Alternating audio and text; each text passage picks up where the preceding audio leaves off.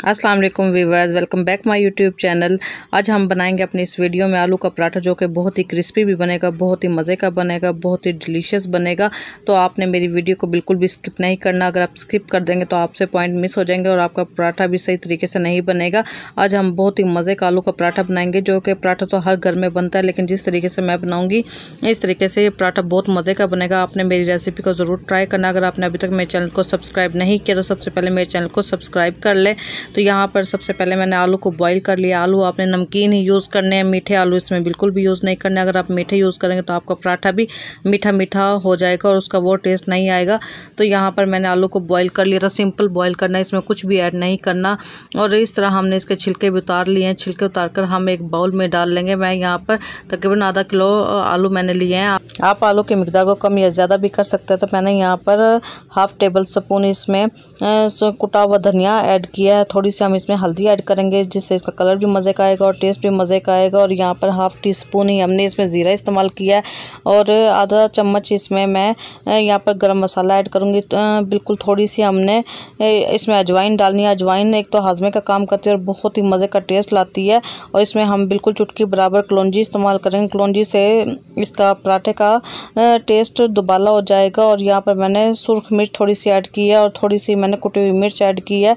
और नमक आप अपने टेस्ट के हिसाब से ही डालिएगा, तो और नमक आप चख भी सकते हैं। यहाँ पर मैंने प्याज बारीक चॉप कर लिया और थोड़ा सा बारीक टमाटर काट लिए हैं और बारीक ही हरी मिर्च डाल दिया। आपने बहुत मोटे मोटे इन्हें नहीं काटना, वरना आपका पराठा सही तरीके से नहीं बनेगा। हमने ये तीनों चीज़ें इसमें ऐड कर लेनी है।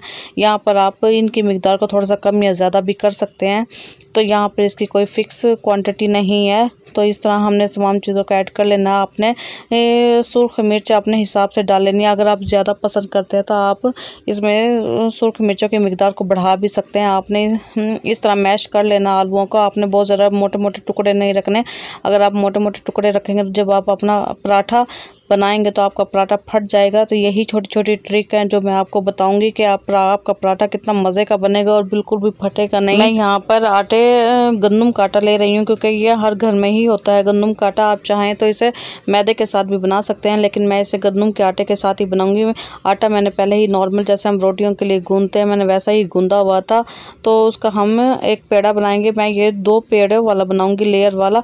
तो हमने इस तरह एक पेड़े की लेयर हमने बनाकर एक साइड प्लेट में डाल देनी है। अब हम दूसरा पेड़ा अपना बेलेंगे। तो इस तरह हम इसे इतना बेलेंगे, हमने इसे बहुत ज़्यादा बड़ा नहीं बेलना, हमने दरमियाना से बेलना। और इस तरह हम यहाँ पर प्लेटर पे इसमें थोड़ा सा आटा डाल देंगे, क्यों ताकि हमारा ये नीचे चिपके ना। तो हम अब यहाँ पर अपनी स्टफिंग को रखेंगे। हमने स्टफिंग को बहुत अच्छे तरीके से, ना तो बहुत ज़्यादा मोटी लेयर लगानी है, ना बहुत ज़्यादा पतली, दरमियानी हो। और इस तरीके से बनाने से आपके हर बाइट में आलू का मसाला आएगा। अगर हम वैसे ही दूसरे तरीके से बनाते हैं तो उसमें आलू कहीं कहीं होते हैं, तो इसलिए मज़ा नहीं आता आलू का खाने में, पराठा खाने में। तो यहाँ पर ये देखें आपके सामने हर जगह मैंने आलू को फैला लिया अच्छे तरीके से। आपने इसकी लेयर को बहुत ज़्यादा मोटा नहीं करना। और इसी तरह अब हम इसे चिपकाएंगे। आपने चिपकाने के लिए इसका सिंपल पानी का इस्तेमाल करेंगे। इस तरह हम जब चिपकाएंगे तो आपका पराठा बिल्कुल खुलेगा भी नहीं। जब हम इसे पराठा बनाने के लिए फ्राई करेंगे तो आपका पराठा बिल्कुल भी नहीं खुलेगा। कुछ लोगों का पराठा बिल्कुल खुल जाता है जब इसे हम बना रहे होते हैं, तो सारी स्टफिंग बाहर निकल जाती है। तो लेकिन आप इस तरीके से अगर चिपकाएंगे तो आपका पराठा बिल्कुल भी नहीं खुलेगा। अब हम इसका जो हमने बेल कर रखी थी एक और रोटी, हम उसके ऊपर इस तरीके से अच्छी तरह से डाल देंगे और इसे हम पानी की मदद से चारों तरफ से हम इसे चिपका देंगे। और इस तरीके से आपका पराठा बहुत मज़े का बनेगा, बहुत ही अच्छा बनेगा और बिल्कुल भी खुलेगा नहीं। जब हम इसे तवे पर डालेंगे तो हमने आंच दरमियानी रखनी है, ना बहुत ज़्यादा कम ना बहुत ज़्यादा तेज़।